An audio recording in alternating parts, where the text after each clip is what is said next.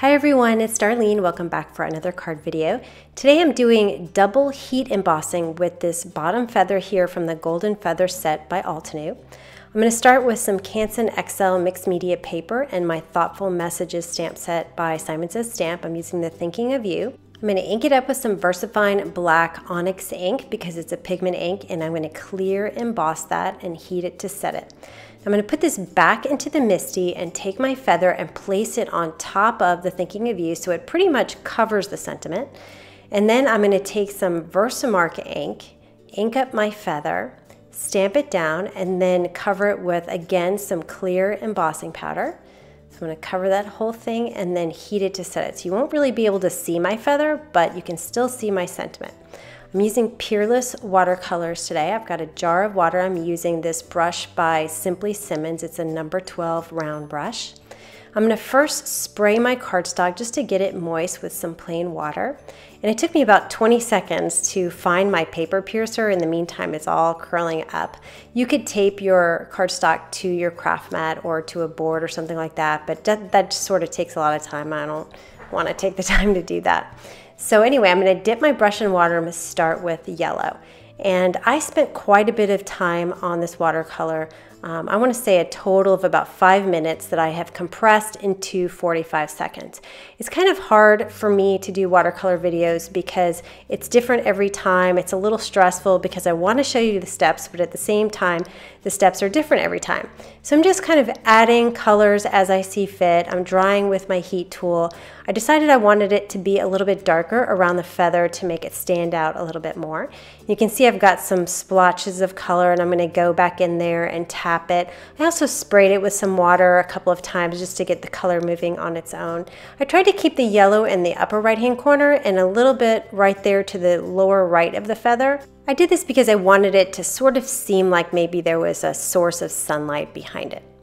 All right, here is the finished product. You can see it's very, very warped. I'm using my We Are Memory Keepers nesting circles, and I'm going to cut this into a 4-inch diameter circle. I'm just centering it in the middle of my circle here, and I'm going to hold it in place with some masking tape and run it through the Big Shot. Now I have an A2 size black piece of cardstock, and I wanted to start with A2 so that I can position my circle where I want it to be. And it's really important to make sure that your sentiment is still perfectly straight horizontally when you cut this circle. So this one is one size up. It's 4 1/4 diameter. So I'm going to position it around my watercolor, and then I'll put my masking tape just on the black cardstock, and I'm going to cut that piece out of my Big Shot. I also cut a piece of craft foam out of that same 4-inch circle that my watercolor is cut to.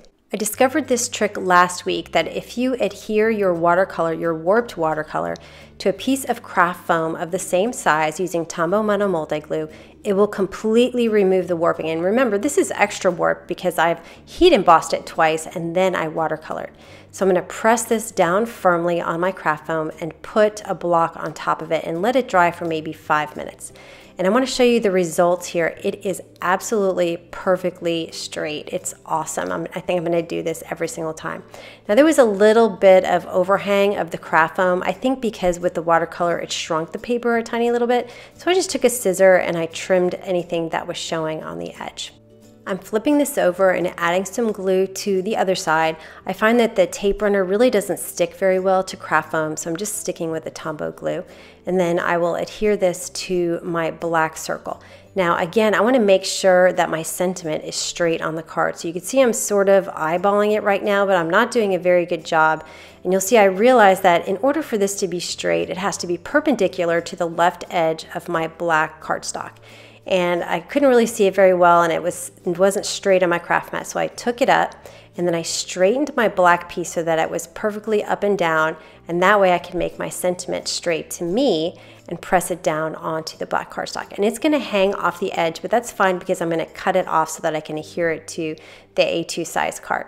So I'm going to put my block on top of this for a little while and let it dry just to 5 minutes or so. And then I'll take a scissor and trim off the watercolor portion that's hanging over the edge. And then I'm going to add some tape runner to the back of this black cardstock, which is Stampin' Up, by the way. It's my favorite black. And adhere it to my card base. And I'm putting it toward the top just to have something a little different. It's not totally symmetrical. And that is the card for today. So an interesting technique to do the embossing on top of the embossing and then have a resist. I hope you enjoyed that, and I will see you next time. Thanks for watching.